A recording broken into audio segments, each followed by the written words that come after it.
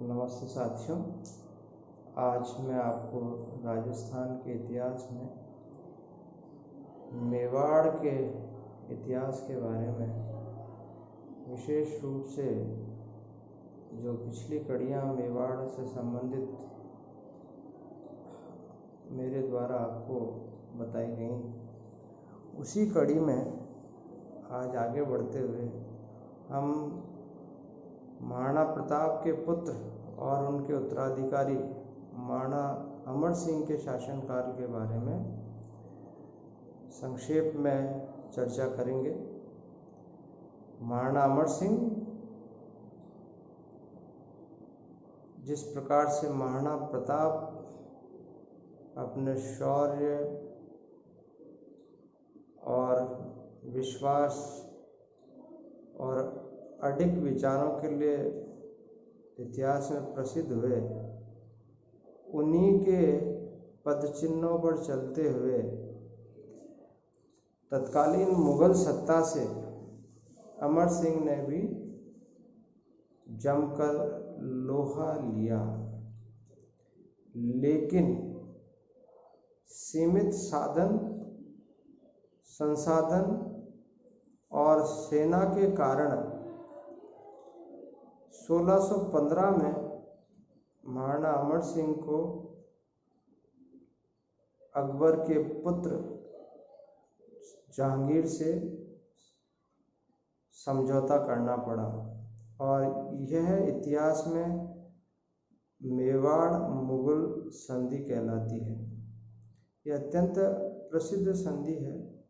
इसकी जो शर्तें थी वो ये थी कि महाराणा अमर सिंह ने स्पष्ट रूप से अपनी बात रखी कि भाई मैं राजा की हैसियत से कभी भी मुगल राज दरबार में नहीं जाऊंगा,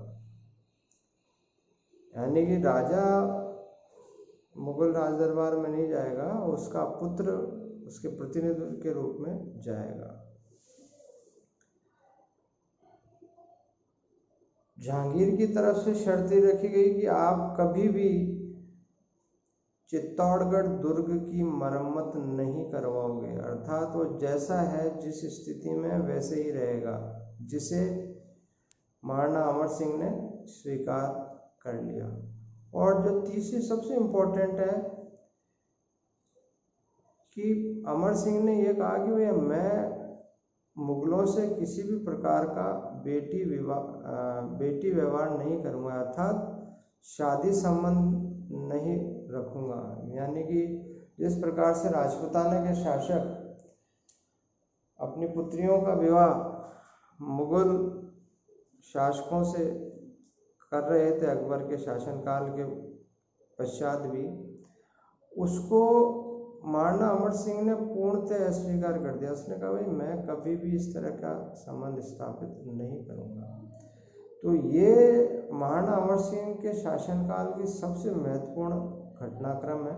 इनका शासनकाल जब महाराणा प्रताप की 1597 में मृत्यु हो गई, तो इनका शासनकाल 1597 से 1620 ईस्वी तक चला और इन 23 साल के इतिहास में उनका जो सबसे बड़ा अचीवमेंट है वो यही माना जाता है कि इन्होंने प्रारंभ में तो अपने पिता की बातें मुगलों से संघर्ष जारी रखा, लेकिन सीमित संसाधनों के कारण इनको अनंत गत्वा बाध्य होना पड़ा कि वे मुगलों से संधि करें, और उन्होंने संधि की। और जैसे कि आपको विदित ही है 1597 में महाराणा प्रताप की मृत्यु हो गई, तो 1605 में अकबर की मृत्यु हो गई, सम्राट अकबर की। तो दोनों के उत्तराधिकारी यानी कि दोनों के पुत्रों के मध्य समझौता हुआ 1615 ईस्वी में। अकबर के उत्तराधिकारी सलीम थे, जो बाद में जहांगीर के नाम से प्रसिद्ध हुए, और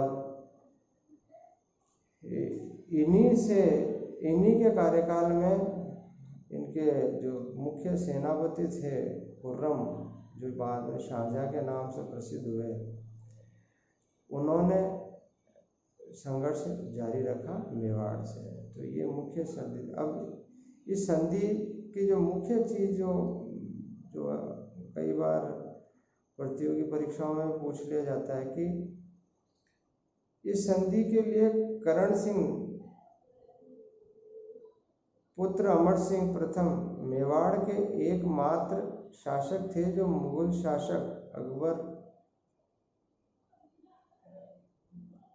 ब्रैकेट उनके पुत्र जहांगीर के दरबार में गए थे और उन्होंने मुगलों की मनसबदारी प्राप्त की। अर्थात महाराणा अमर सिंह के पुत्र करण सिंह ने मुगलों के राज दरबार में जाकर मनसबदारी प्राप्त की थी। ये कई बार प्रतियोगी परीक्षा में पूछ लिया जाता है।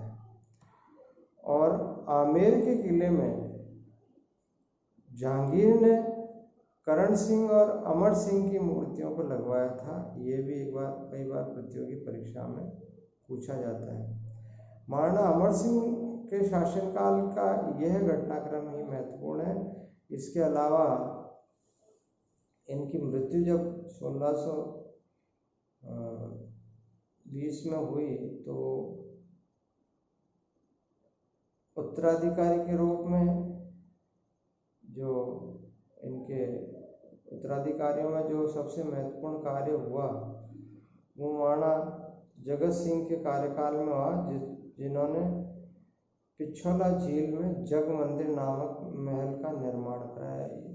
ये इनके कार्यकाल का महत्वपूर्ण कार्य रहा है। और ये शाहजहाँ के समकालीन शासक भी थे। इनके शासनकाल की जगन्नाथ प्रशस्ति जो कृष्णदास द्वारा लिखी गई वो विश्वविख्यात है। इसके अलावा मेवाड़ का जो अन्य प्रसिद्ध शासक रहे हैं वो है राज सिंह, जिनका शासनकाल 1652 से 1680 ईस्वी के मध्य था। इनके समकालीन शासक मुगल शासक औरंगजेब थे। राज सिंह ने राजसमंद झील का निर्माण करवाया, जो एशिया की सबसे बड़ी कृत्रिम झील है।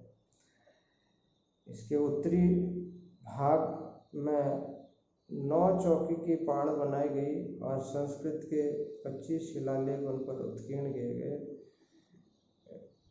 जो प्रसिद्ध राज प्रशस्ति है इसका लेखक रणछोड़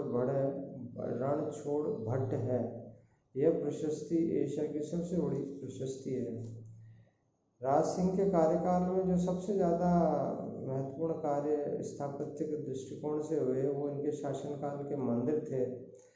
इन्होंने उदयपुर में अम्बे माता का मंदिर बनाया, काकरोली में द्वारकाधीश का मंदिर बनाया, नाथद्वारा में श्रीनाथ का मंदिर बनाया। और जो श्रीनाथ जी का मंदिर है इस समय इसके निर्माण के समय राजसमंद का नाम सिंहाड़ रखा गया। इस पर 7 ध्वजाओं का प्रयोग किया जिस पर भगवान की मूर्तियां हैं। और श्रीनाथ जी पिछवाइया पेंटिंग के लिए प्रसिद्ध हैं। आज बस इतना ही। Thank you.